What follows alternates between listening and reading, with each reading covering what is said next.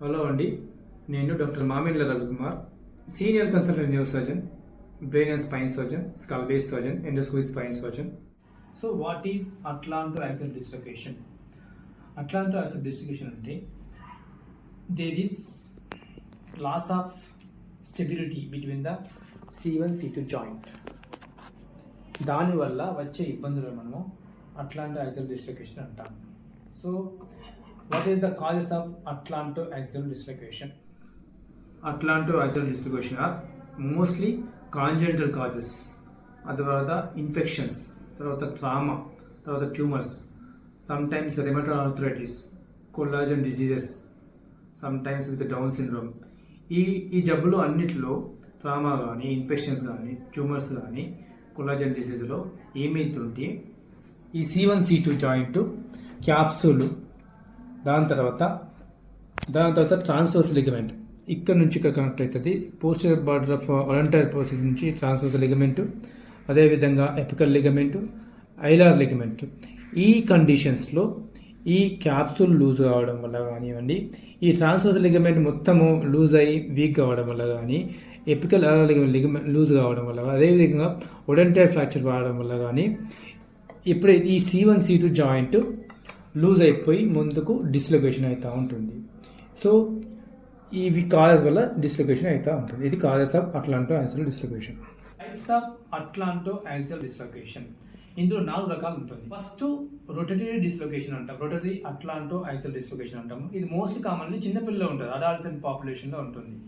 ఇది most of time ఏంటంటే పుట్టుకతో వచ్చే జబ్బుల వల్ల, కొల్లాజన్ వాస్కులర్ డిసీజ్ వల్ల కానీ ఇది ఆ రొటేటరీ అట్లాంటోయాక్సిల్ డిస్లొకేషన్ వస్తుంది. ఈ రొటేటరీ అట్లాంటో డిస్లొకేషన్ ఏమవుతుందంటే ఇట్లా ఉన్న C1 C2 జాయింట్ ఇట్లా రొటేట్ డిస్లొకేషన్ అయిపోయి ఇలా రొటేట్ అవుతూ ఉంటుంది. So this is call rotatory atlanto dislocation అంటాము. Next coming to anterior, this is call anterior dislocation అంటాము. దెన్ కమింగ్ టు ఈ యాంటీరియర్ డిస్లొకేషన్ ఎందుకు వస్తుందంటే ఈ ట్రాన్స్వర్స్ లిగమెంట్ ట్రామా వల్ల మోస్ట్లీ యాంటీరియర్ డిస్లొకేషన్ అవుతూ ఉంటుంది. Then coming to posterior dislocation. Posterior dislocation అంటే ఈ ఒడెంటైర్ ఫ్రాక్చర్స్ వల్ల, టైప్ 2 ఒడెంటైర్ ఫ్రాక్చర్ వల్ల సో ఇట్లా పోస్టీరియర్ ఇలా అయిపోయి ఇట్లా పోస్టీరియర్ డిస్లొకేషన్ అవుతూ ఉంటుంది. Then coming to fourth one lateral translation అంటాం. ఈ జాయింట్ నుంచి ఇట్లా లాటరల్ ట్రాన్స్లేషన్ అవుతుంది. ఇది టైప్ 4 అట్లాంటోయాక్సిల్ డిస్లొకేషన్ అంటాము. Then clinical features of atlantoaxial dislocation. ఈ అట్లాంటోయాక్సిల్ డిస్లొకేషన్ క్లినికల్ ఫీచర్స్ ఎందుకు వస్తాయంటే ఈ జాయింట్ డిస్లొకేషన్ వల్ల రావడం వల్ల, ఎస్పెషల్లీ రొటేటరీ అట్లాంటో డిస్లొకేషన్ వల్ల ఈ జాయింట్ ఇట్లా అయిపోవడం వల్ల మెడ ఒక సైడ్ ఫ్లెక్షన్ ఉండి అపోజిట్ చూస్తూ ఉంటారు. దాన్ని కాక్ రాపిడ్ హెడ్ పొజిషన్ అంటాము. అదేవిధంగా టార్టికోలిస్తో ప్రజెంట్ అవుతారు. ఈ మోస్ట్లీ ఇది కామన్గా ఎవరికి ఉంటుందంటే చిన్నపిల్లలు, అడాలసెంట్ పాపులేషన్ వల్ల అడల్ట్స్లో ఉండొచ్చు. అదేవిధంగా నెక్ పెయిన్తో రావచ్చు వాళ్ళు. అదేవిధంగా ఈ అట్లాంటోయాక్సిల్ డిస్లొకేషన్ వల్ల సపోజ్ ఇది యాంటీరియర్ అట్లాంటో డిస్లొకేషన్, దీనివల్ల ఇట్లా పోయి దీనికి సంబంధించిన నరం, ఇది మెయిన్ స్పైనల్ కార్డ్ అంటాము. ఈ స్పైనల్ కార్డ్ మీద నొక్కడం వల్ల వచ్చే సిమ్టమ్స్ మనము ఐ సర్వికల్ కంప్రెసివ్ మైలోపతి అంటాం. ఈ ఒడెంటైర్ ప్రోసెస్ అనేది వెనుక ఉన్న స్పైనల్ కార్డు నొక్కుతూ ఉంటుంది. దానివల్ల పేషెంట్కు high cervical compressive myelopathy symptoms వస్తాయి.